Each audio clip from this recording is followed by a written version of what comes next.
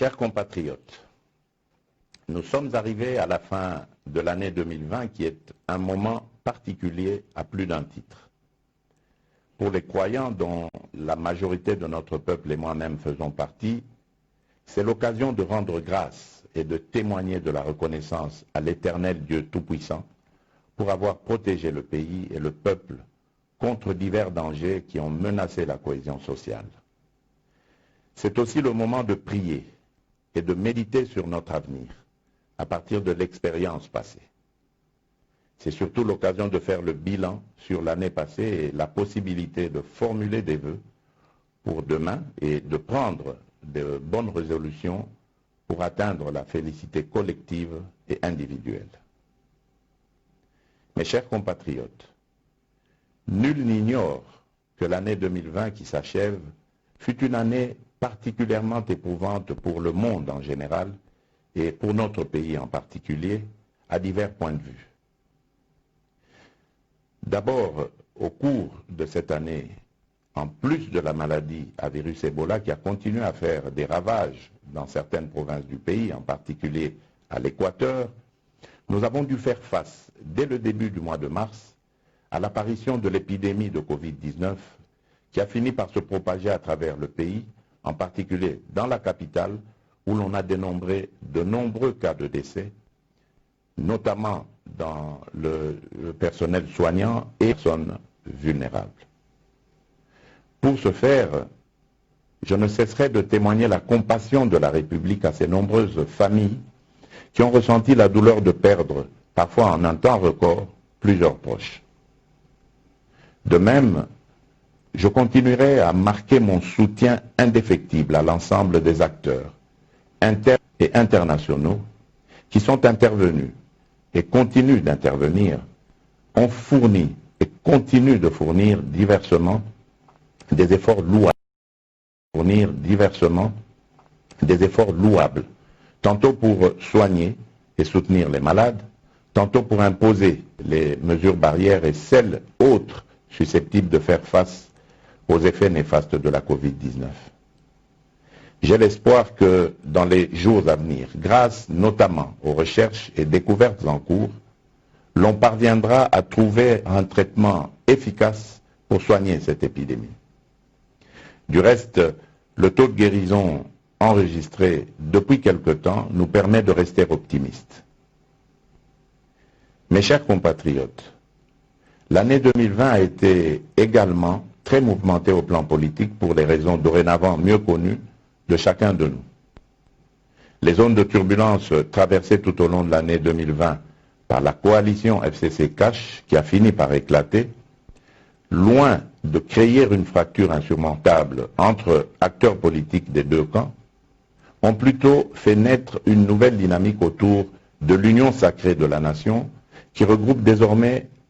les femmes et les hommes aussi bien de ces deux plateformes qui formaient jadis la majorité à l'Assemblée nationale que des autres tendances politiques, tous unis par une cause, la promotion du bien-être de notre peuple. Cet éveil patriotique que je salue parce qu'il ne tourne pas autour d'un individu, mais plutôt d'une cause, le salut du peuple, constitue une fierté nationale qui non seulement doit faire partie de notre passé, mais aussi et surtout doit définir notre présent et notre avenir. À tous ces élus du peuple qui se sont rassemblés pour cette noble cause autour de moi, la patrie vous sera à jamais reconnaissante.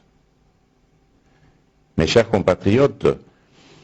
je suis conscient de l'immensité de vos attentes au plan socio-économique, en particulier dans les domaines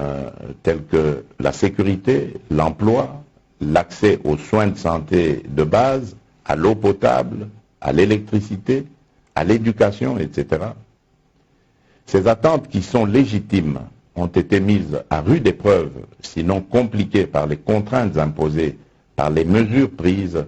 pour faire face à la pandémie de Covid-19. Je mesure parfaitement la valeur pour supporter cette situation injuste et qui peut justifier que d'aucuns perdent certaines convictions parce que noyés dans le flot de contrariété, Mais je tiens à vous rassurer que les efforts fournis en 2020 vont être accrus en 2021 en utilisant toutes les ressources du pays, humaines, techniques, financières et autres, pour améliorer la situation, particulièrement sur les plans sécuritaires et infrastructurels. Devant ces difficultés auxquelles nous sommes confrontés, plus d'amour et de solidarité, plus de travail et de patriotisme nous permettront de mieux affronter les défis de l'année qui vient. Mes chers compatriotes, l'année 2021 offre à notre pays l'opportunité sur le plan de la politique extérieure de présider l'Union africaine pour l'exercice 2021-2022. À ce titre, notre pays sera fortement sollicité au courant de l'année prochaine. C'est pourquoi j'invite les Congolaises et les Congolais non seulement à ne pas se départir de leur hospitalité légendaire, et ce, dans la paix,